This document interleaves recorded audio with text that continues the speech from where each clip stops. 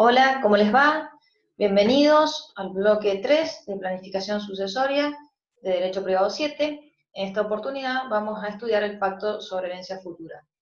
El Pacto sobre Herencia Futura, que recién fue regulado en nuestra legislación con el Código Civil y Comercial de la Nación, vigente a partir del 2015, ya que antes fue relegado de nuestro derecho porque los autores sostenían que implicaba especular sobre la muerte, es decir, por razones de índole moral no fue legislado.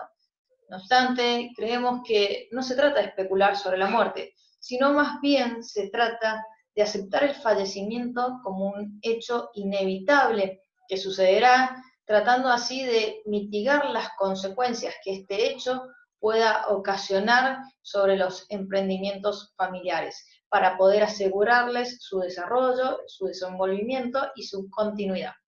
Entonces, vamos a ver que este pacto sobre herencia futura está previsto en el artículo 1010 del Código Civil y Comercial de la Nación.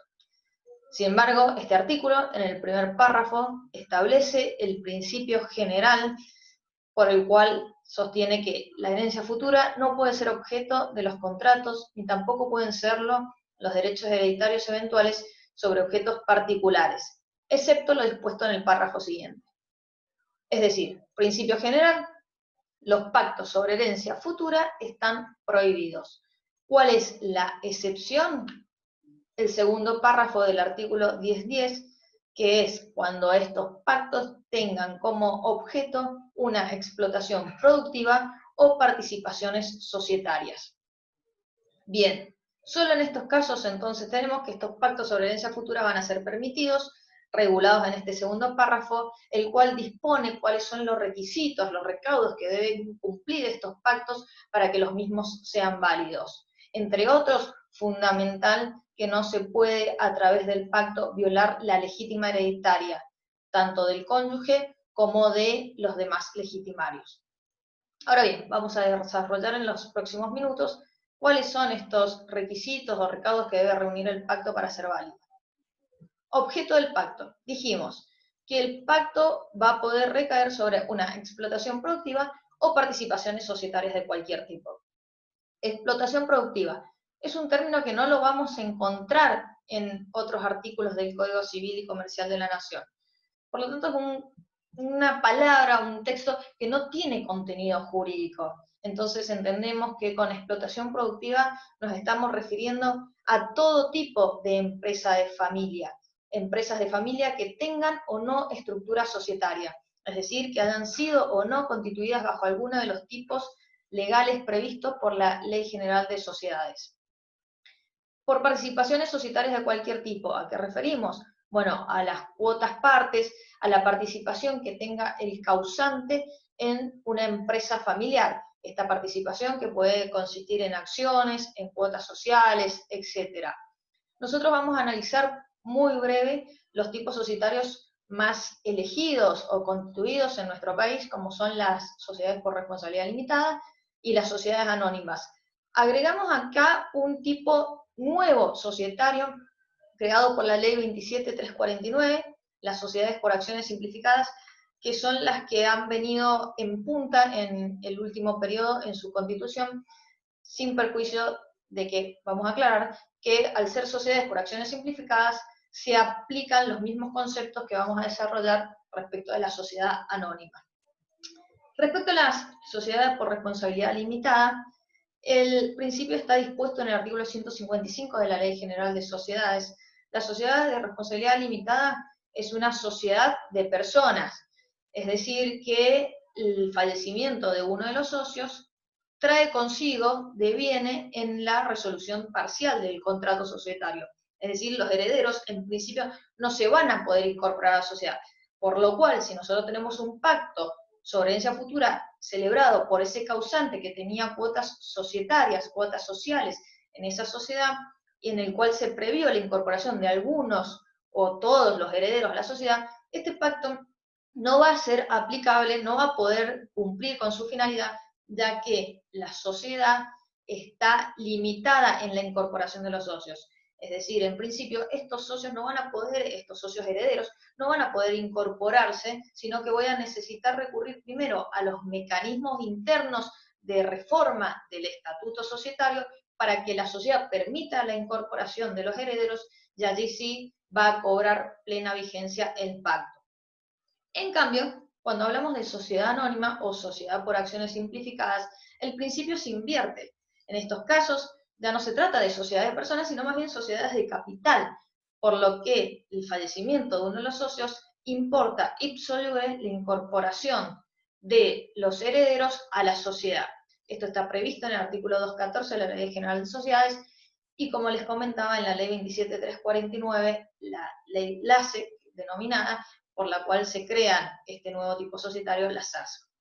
Entonces, principio general, cuando se trata de sociedad anónima o por acciones simplificadas, es que los herederos se van a incorporar a la sociedad. Si he previsto esta incorporación a través de un pacto, va a ser válido, y la única excepción, o sea, la limitación va a estar si el estatuto dispone limitaciones a la transmisibilidad de las acciones. Entonces, si el estatuto limita la transmisión de las acciones, de modo que no permita la incorporación de herederos, ahí sí voy a tener que recurrir a los mecanismos societarios internos para reformar el estatuto y luego poder hacer válido el pacto. ¿Cuál es la finalidad que debe tener el pacto sobre herencia futura? También está previsto en el artículo 10.10, segundo párrafo. El pacto debe tender a la conservación de la unidad de la gestión empresaria o a la prevención y o solución de conflictos. Cuando hablamos de conservación de la unidad de la gestión empresaria, parte de la doctrina sostiene que acá el artículo ha incurrido en una pequeña contradicción, ya que hablar de gestión empresaria implica hablar de dirección o administración de la empresa, mientras que en la primera oración del segundo párrafo habla de participaciones societarias. Y cuando hablamos de participaciones societarias, hace referencia más bien a la titularidad o a la propiedad de esas acciones o cuotas, que no necesariamente deben coincidir. Puede ser perfectamente que la titularidad, la propiedad de las cuotas o acciones sociales recaiga sobre una persona, puede ser el causante, puede ser algún heredero, y la gestión, es decir, la administración, la dirección, recaiga sobre otra persona. Entonces, acá la doctrina, algunos autores dicen, bueno, hay una contradicción. Esto no es de mayor importancia, porque acá lo que tenemos que tener en cuenta es que la finalidad de la ley, cuál es el espíritu del legislador, es que va a ser válido todo pacto siempre y cuando tienda a la conservación de la empresa, ¿sí? Al mantenimiento y al desarrollo de este emprendimiento familiar. Entonces, todo pacto que tenga ese fin va a ser válido. Lo mismo cuando hablamos de la prevención y o solución de conflictos. Prevención, lógicamente, cuando el conflicto aún es potencial, no se ha generado, o puede ser que el pacto disponga algunas estipulaciones respecto de cómo solucionar los conflictos que ya se han generado, por ejemplo, estableciendo mecanismos alternativos de solución de conflictos, como lo puede ser perfectamente una mediación o recurrir al arbitraje. ¿Cuáles son las partes intervenientes en un pacto sobre herencia futura? Bien, primero, puede ser que el pacto sobre herencia futura sea celebrado por el causante, futuro causante, su cónyuge y sus herederos, es decir, participan todos los miembros de la familia. Este es el pacto que mejor va a poder cumplir con su finalidad, ¿sí? Porque acá tenemos incluido a todos los herederos y al futuro causante, por lo tanto va a poder desarrollarse plenamente el pacto. Ahora, va a poder cumplir mejor con su fin. Puede ser también que el pacto sea celebrado por el futuro causante y sus herederos, pero sin la participación del cónyuge. Es decir, lo celebra el futuro causante con sus hijos, pero por ejemplo no participa la esposa o el esposo. En este caso es válido también el pacto, pero no es recomendable, ya que el cónyuge va a tener alguna participación el día de mañana, ya sea porque va a recibir una participación en esa empresa familiar, ya sea como heredero, si consideramos que esta empresa familiar o estas participaciones societarias revisten el de carácter de propio, o como socio, en el caso de que revistan el carácter ganancial, puede ser que tenga derechos de recompensa. puede ser que solicite el día de mañana la atribución preferencial de este establecimiento comercial, o puede ser incluso que el cónyuge se oponga a la división de este establecimiento. Por lo tanto, y por todas estas razones, es recomendable que el cónyuge participe de la celebración del pacto sobre herencia futura. También puede ser que el pacto sobre herencia futura sea celebrado por el futuro causante, el cónyuge y alguno de los herederos. Puede ser que dejemos afuera a otro de los herederos, pero en este caso tenemos que tener presente que estos herederos que quedaron fuera del pacto van a poder recurrir a los mecanismos que dispone el código para tutelar su legítima, es decir, van a poder entablar el día de mañana una acción de reducción en el caso de que su legítima sea violada a través de un pacto.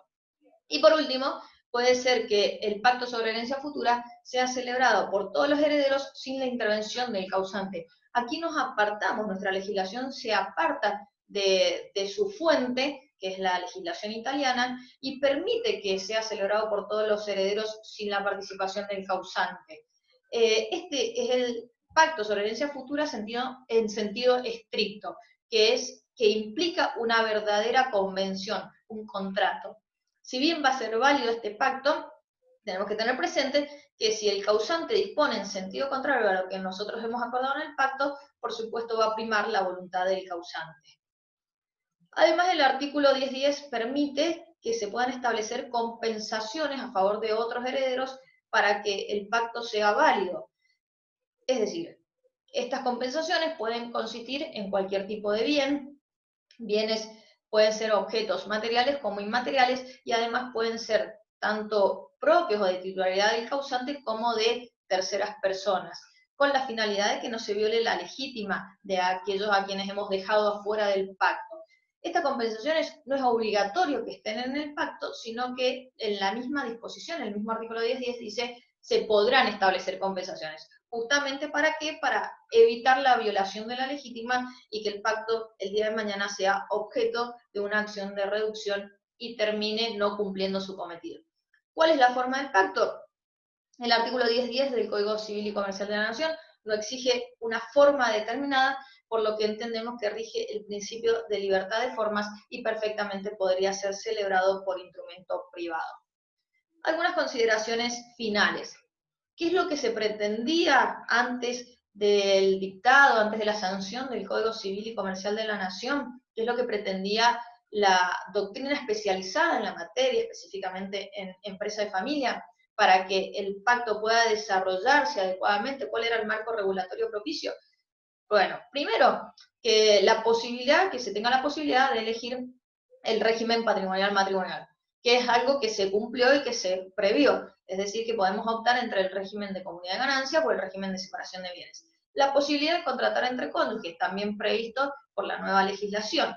La libertad para realizar pactos sobre herencia futura, que en realidad creemos que no se ha cumplido o no se ha receptado acabadamente. Y esto, una de las principales causas dadas por las altas legítimas que poseemos en nuestro derecho. Si bien, como lo dice la diapositiva, encontramos que se disminuyó el sistema de legítimas, hubo una reducción en algunas legítimas, entendemos que aún no resulta lo suficientemente adecuado para que los pactos puedan desarrollarse plenamente.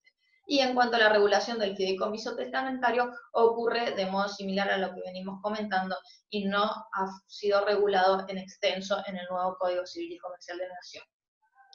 De modo específico, ¿qué se pretendía también y qué es algo que no se logró con el nuevo Código Civil y Comercial de la Nación? La definición de empresa de familia no la encontramos, la regulación del protocolo familiar tampoco, como así tampoco encontramos normas específicas en materia sucesoria respecto de los pactos sobre herencia futura. ¿Qué sostenemos? Que un código dictado en el siglo XXI no puede omitir contemplar entre sus instituciones aquellas que dan sustento a la economía del país, como lo son las empresas de familia, que representan más del 75% de las empresas de nuestro país. Sin embargo, para no quedarnos con una visión negativa, creemos que siempre hay que ver el vaso medio lleno y no medio vacío, como lo sostuvo el cardenal y escritor británico Newman. En un mundo superior puede ser de otra manera, pero aquí abajo vivir es cambiar y ser perfecto es haber cambiado muchas veces. por lo que entendemos que con la reforma, con el nuevo Código Civil, hemos dado un primer paso importante, pero aún queda trabajo por hacer. Muchas gracias por su atención y nos vemos en otro encuentro del bloque de planificación sucesoria.